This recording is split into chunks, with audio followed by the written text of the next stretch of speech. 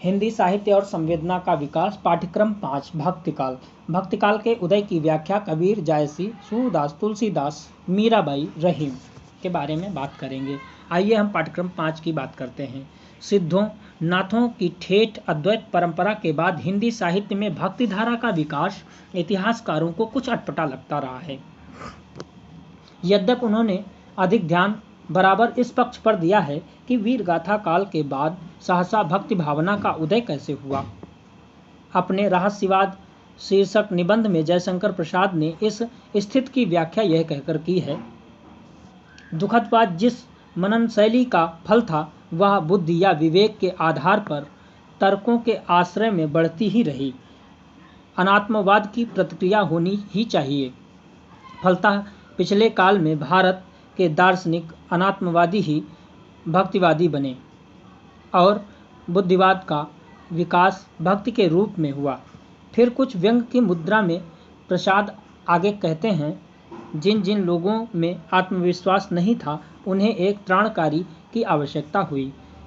कवि प्रसाद की यह व्याख्या आलोचक रामचंद्र शुक्ल के दृष्टिकोण से एक स्तर पर जुड़ जाती है, जिसे उन्होंने अपने इतिहास में वीरगाथा काल कहा है। वहाँ आत्मविश्वास का भाव निश्चित रूप से मिलता है और फिर क्रमशः एक के बाद एक राजनीतिक सैन्य पराजय के क्रम में जातीय आत्मविश्वास भाव स्खलित होता जाता है और भक्ति भावना मुखर हो उठती है। जिन जिन लोगों में आत्मविश्वास नहीं था उन्हें एक त्राणकारी की आवश्यकता हुई। यूँ रामचंद्र शुक्ल की ऐतिहासिक संदर्भों की व्याख्या और प्रसाद की दार्शनिक संदर्भ की व्याख्या एक दूसरे की पूरक बन जाती है। ग्रेरसन, रामचंद्र शुक्ल और हजारी प्रसाद द्विवेदी भक्ति के उदय की व्याख्या तीन भिन्न रूपों में करते हैं। ग्रेरसन के लिए वह एक बाह्य प्रभाव है, रामचंद्र शुक्ल के लिए वह बाहरी आक्रमण की प्रतिक्रिया है और हजारी प्रसाद द्विवेदी उसे महज भारतीय परंपरा का अपना स्वतः स्फूर्त विकास मानते हैं। यह क्रमशः विदेशी, देसी और लोक पक्ष को महत्व देने की अलग अलग प्रणीयता हैं। ग्रेरसन की ईसाई प्रभाव वाली धारणा अब बहुत विचारणीय नहीं रह गई। हाँ, रामचंद्र शुक्ल और हजारी प्रसाद द्विवेदी की व्याख्याओं में दृष्टिगत अंतर ध्यान देने योग्य है। आचार्य शुक्ल ब्रह्म इस्लामी तत्वों से क्रिया प्रतिक्रिया में को अपनी इतिहास संबंधी दृष्टि के बराबर महत्व देते हैं, जबकि आचार्य द्विवेदी की निगाह परंपरा के अपने विकास पर अधिक केंद्रित है। इन दोनों आचार्यों की विचारधारा का परीक्षण एक ओर उनकी इतिहास संबंधी समझ पर प्रकाश डालता है तो दूसरी ओर भक्ति काल के उदय की सामाजिक परिस्थितियों को अवलोकित करता है। आचार्य शुक्ल अपने इतिहास में भक्ति के उदय की व्याख्या करते हुए इस बात का स्पष्ट उल्लेख करते हैं कि यह धारा एक रूप में दक्षिण से उत्तर की ओर आ रही थी। भक्ति का जो सोता दक्षिण की ओर से धीरे धीरे उत्तर भारत की ओर पहले से ही आ रहा था, उसे राजनीतिक परिवर्तन के कारण शून्य पड़ते हुए जनता के हृदय क्षेत्र में फैलने के लिए पूरा स्थान मिला। इस रूप में वे सामान्य जन में प्रचलित भक्ति द्रविड़ उपजी। इस रूप में वे सामान्य जन में प्रचलित उक्ति भक्ति द्रविड़ उपजी लाए रामचंद्र का वैदेशिक स्तर पर समर्थन करते हैं। इस्लाम की आक्रामक परिस्थितियों ने भक्ति के इस प्रभाव को तीव्र कर दिया।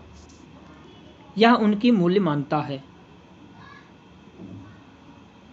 जयशंकर प्रसाद का विवेचन जैसे संकेत किया गया मूलतः दार्शनिक संदर्भ में हुआ है। जयशंकर प्रसाद का विवेचन जैसे संकेत किया गया मूलतः दार्शनिक संदर्भ में हुआ है और इस विश्लेषण का साक्ष्य काफ़ी दूर तक हमारा इतिहास प्रस्तुत करता है।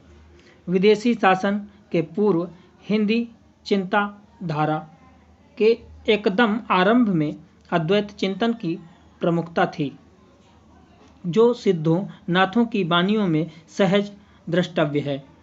प्रायः 1 सहस्त्र वर्षों की पराधीनता के लंबे क्रम के बाद 19वीं सदी के पुनर्जागरण में अद्वैतवादी चिंतन पुनः केंद्रीय रूप में स्थापित होता है, जिसका प्रतिफल प्रसाद निराला के काव्य में देखा जा सकता है, जिसे छायावाद रहस्यवाद संज्ञा दी गई। यूं चिंतन का चक्र पूरा घूम जाता है। भक्तिकाल के उदय की व्याख्या के प्रसंग में रामचंद्र शुक्ल और हजारी प्रसाद द्विवेदी की इतिहास दृष्टि का अंतर बखूबी देखा जा सकता है। हिंदी साहित्य का इतिहास का आरंभिक अंश यूं खुलता है, जबकि प्रत्येक देश का साहित्य वहाँ की जनता की चित्रवृत्ति का संचित प्रतिबिंब होता है। तब यह निश्चित है कि जनता की चित्रवृत्ति के परिवर्तन के साथ साथ साहित्य के स्वरूप में भी परिवर्तन होता चला जाता है। आदि से अंत तक इन्हीं चित्रवृत्तियों की परंपरा को परखते हुए साहित्य परंपरा के साथ उनका सामंजस्य दिखाना ही साहित्य का इतिहास कहलाता है। यहाँ साहित्य की परिवर्तन प्रक्रिया के संदर्भ में संयुक्त क्रिया होती चली जाती है का प्रयोग बड़ा सटीक बन पड़ा है। आचार्य शुक्ल की आलोचना और इतिहास भाषा में वैसे ही सतर्कता दिखती है जैसे कि रचनाकारों की काव्य भाषा में। आज जबकि साहित्य इतिहास दर्शन हिंदी के आलोचकों और तथाकथित इतिहासकारों के बीच उत्तरोत्तर लोकप्रिय विषय होता जा रहा है और इतिहास लेखन उतना ही दुस्साध्य, तब यह देखकर बड़ा सुखद अचरज होता है कि रामचंद्र शुक्ल और साहित्य इतिहास दर्शन कुल इस एक वाक्य में समा गया है, जिसका पूरा निर्वाह उनके विशद इतिहास ग्रंथ में हुआ है। हिंदी साहित्य की भूमिका में हजारी प्रसाद द्विवेदी की प्रस्तावना इस प्रकार है। मैं इसी रास्ते सोचने का प्रस्ताव करता हूँ। मतों, आचार्यों, संप्रदायों और दार्शनिक चिंताओं के मानदंड से लोक चिंता को नहीं मापना चाहता, बल्कि लोक चिंता की अपेक्षा में उन्हें देखने की सिफारिश कर रहा हूँ। आचार्य शुक्ल की प्रतिज्ञा में केंद्रीय प्रयोग जनता की चित्रवृत्ति है तथा आचार्य द्विवेदी की प्रस्तावना में ऐसा प्रयोग लोक चिंता का है। ऊपर से एक से दिखने पर भी दोनों प्रयोगों में गुणात्मक अंतर है। ऐसा नहीं कि शुक्ल जी लोक शब्द की छायाओं से परिचित नहीं थे। साहित्य के उद्देश्य के संबंध में वे बराबर लोक मंगल की बात कहते हैं, पर यहाँ उन्होंने जनता शब्द चुना है, जो समाज के सभी वर्गों और समूचे जनजीव को समेटता है। हजारी प्रसाद द्विवेदी का प्रिय शब्द लोक है, जो जनता के अपेक्षाकृत पिछड़े वर्ग को संकेतित करता है। यूं द्विवेदी की चिंता समाज के पिछड़े वर्ग की ओर अधिक है। तब यह भी स्वाभाविक है कि आचार्य शुक्ल के मानक कवि जनता में प्रिय कवि तुलसी हैं, जबकि द्विवेदी के मानक कवि लोक में प्रिय कवि कबीर हैं।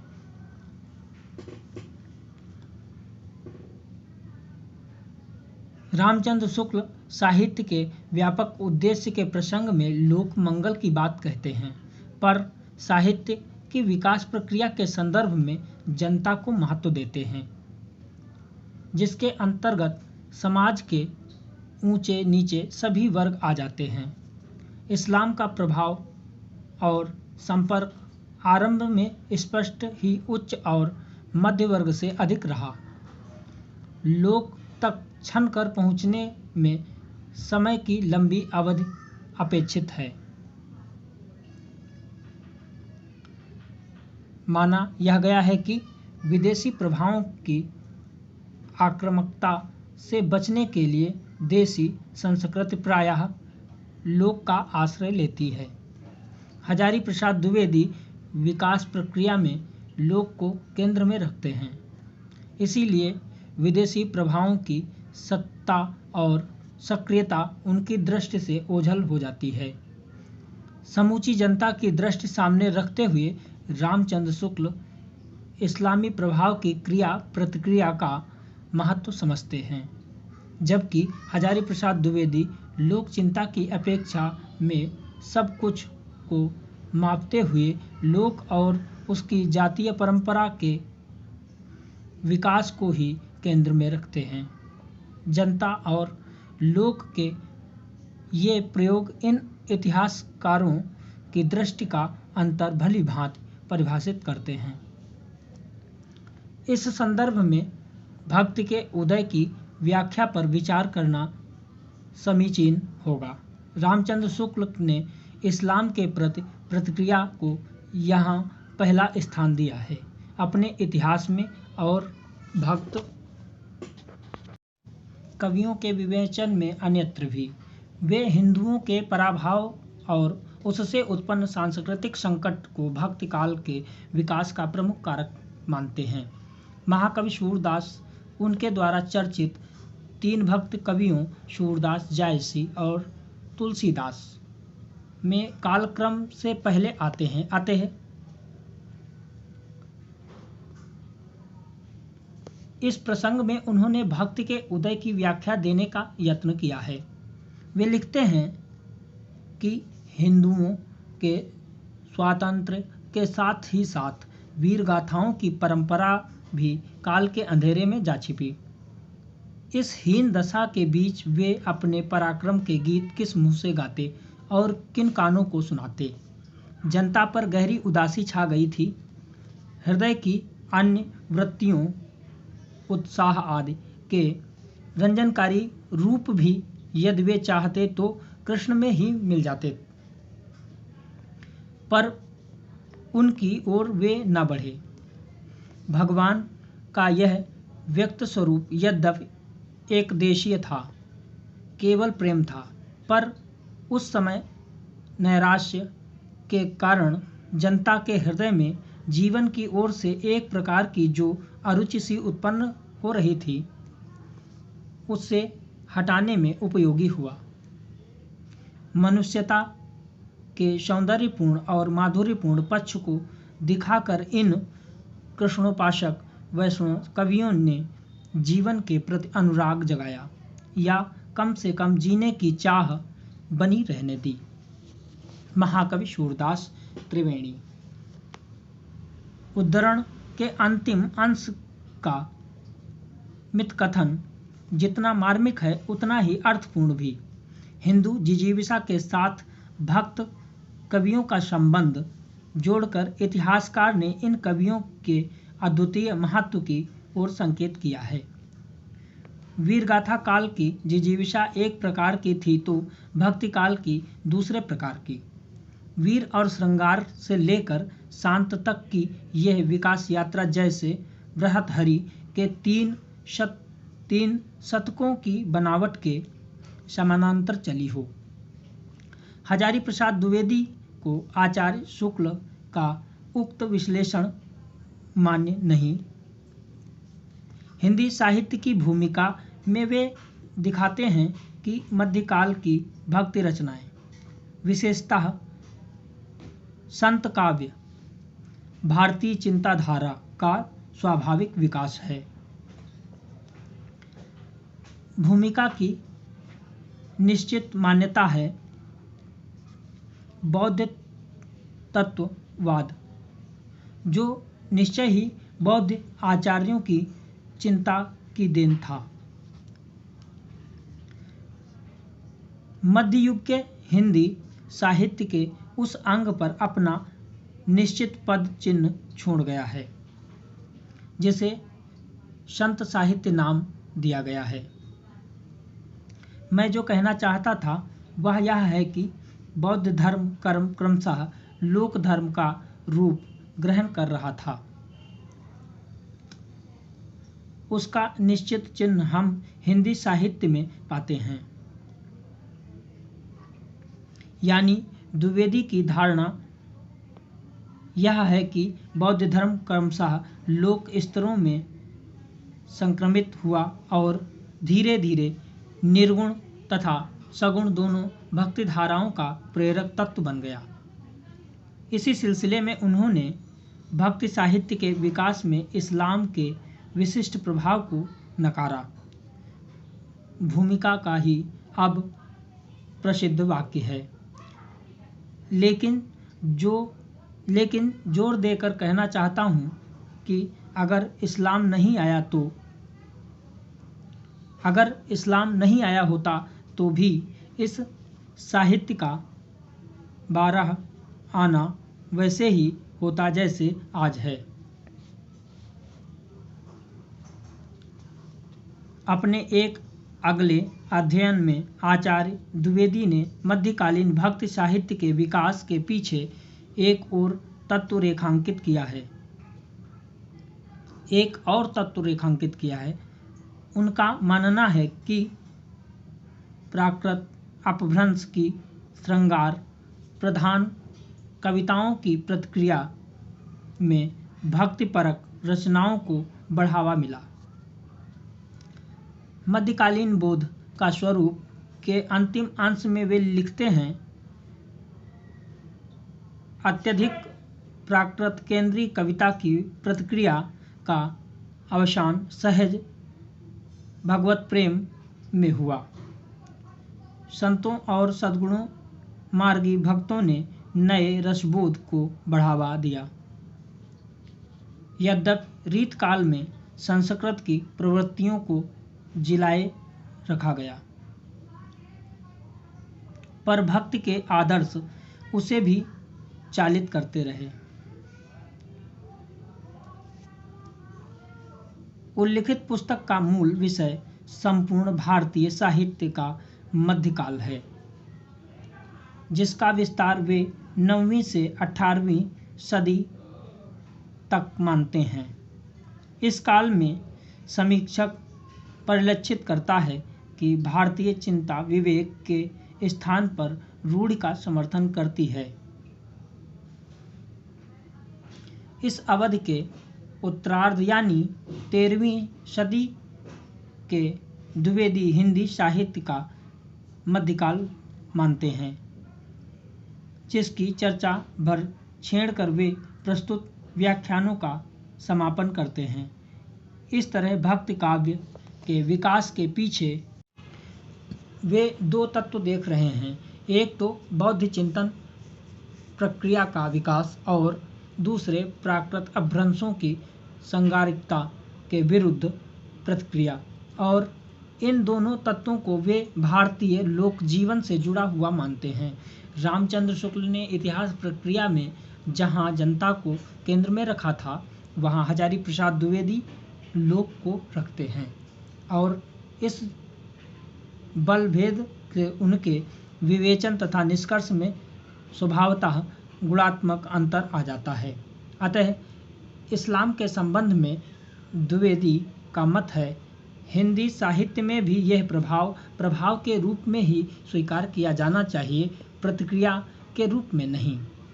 यहाँ स्पष्ट है कि रामचंद्र शुक्ल ने भक्तिकाल संबंधी अपनी व्याख्या में इस्लाम के प्रति जो प्रतिक्रिया की बात कही थी, वह हजारी प्रसाद द्विवेदी को स्वीकार नहीं है।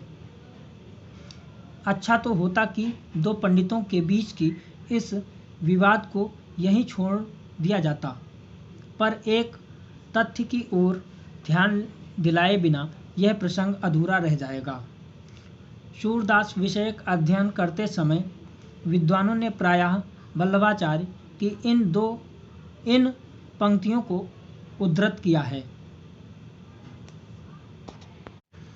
देश मलच्छाकांत है, गंगादि तीर्थ दुष्टों द्वारा भ्रष्ट हो रहे हैं। अशिक्षा और अज्ञान के कारण वैदिक धर्म नष्ट हो रहा है। सत्पुरुष पीड़ित तथा ज्ञान विस्मृत हो रहा है। ऐसी स्थिति में एकमात्र कृष्णाश्रय में ही जीवन का कल्याण है। भक्त कवियों के एक प्रमुख गुरु के सीधे साधे पर यों प्रतिक्रिया वाली व्याख्या पुष्ट होती है। अच्छा होगा कि प्रभाव और प्रतिक्रिया दोनों रूपों में इस्लाम की व्याख्या सहज भाव और अकुंठ मन से की जाए। तब आचार्य शुक्ल और आचार्य द्विवेदी के बीच दिखने वाला यह प्रसिद्ध मतभेद अपने आप शांत हो जाएगा। भक्ति काव्य के विकास के पीछे बौद्ध धर्म का लोकमूलक रूप है और प्राकृतों के श्रृंगार काव्य की प्रतिक्रिया है। भक्ति काव्य के विकास के पीछे बौद्ध धर्म का लोकमूलक रूप है और प्राकृतों के श्रृंगार काव्य की प्रतिक्रिया है, तो इस्लाम के सांस्कृतिक आतंक से बचाव की सजग चेष्टा भी है। इस्लाम की प्रतिक्रिया वाली रामचंद्र शुक्ल की व्याख्या को कई बार अनजान में या कि शायद जानबूझकर विभ्रमित किया जाता है। हजारी प्रसाद द्विवेदी ने हिंदी साहित्य की भूमिका में और उनके योग्य शिष्य नामवर सिंह ने गुरु प्रसंग में लिखित अपनी पुस्तक दूसरी परंपरा की खोज में इस्लाम के आगमन से उत्पन्न सांस्कृतिक आतंक की समस्या को हिंदुओं के लिए महज सरकारी नौकरियां न मिल पाने की चिंता के रूप में देखा है और इस निमित्त से आचार्य शुक्ल के दृष्टिकोण को प्रसिद्ध पश्चात कला आलोचक और इतिहासकार हेवेल की विचारधारा के साथ नत्थी कर दिया है। हेवेल के मत का सारांश द्विवेदी ने यूं प्रस्तुत किया है। भारतीय पांडित्य ईसा की एक सहस्त्राब्दी बाद आचार विचार और भाषा के क्षेत्र में स्वभावतः ही लोक की ओर झुक गया था। यदि अगली शताब्दियों में भारतीय इतिहास की अत्यधिक महत्वपूर्ण घटना अर्थात इस्लाम का प्रमुख विस्तार न घटी होती तो भी वह इसी रास्ते जाता।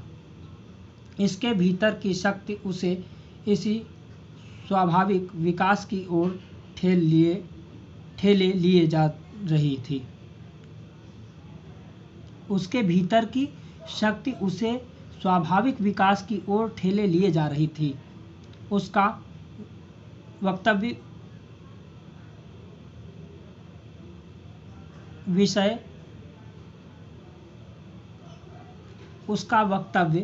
विषय कथमपि विदेशी न था। प्रोफेसर हेवेल ने अपने हिस्ट्री ऑफ आर्यन रूल में लिखा है कि मुसलमानी सत्ता के प्रतिष्ठित होते ही हिंदू राजकाज से अलग कर दिए गए। इसलिए दुनिया की झंझटों से छुट्टी मिलते ही उनमें धर्म की ओर जो उनके लिए एकमात्र आश्रय स्थल रह गया था, स्वाभाविक आकर्षण पैदा हुआ। यह गलत व्याख्या है। मैं प्रस्ताव करता हूँ कि हमारे पाठक आगे के सहस्त्राब्दक की साहित्यिक चेतना को जाति की स्वाभाविक चेतना के रूप में देखें, अस्वाभाविक अधोगत के रूप में नहीं। हेवेल का उपयुक्त सरलीकरण और उसमें निहित दृष्टिकोण निश्चय ही गलत व्याख्या है। इसमें दो मत नहीं, पर हेवेल की विचारधारा में वल्लभाचार्य या रामचंद्र शुक्ल के दृष्टिकोण को प्रक्षिप्त करना भी कम गलत नहीं। हेवेल विदेशी इतिहासकार है, उसके लिए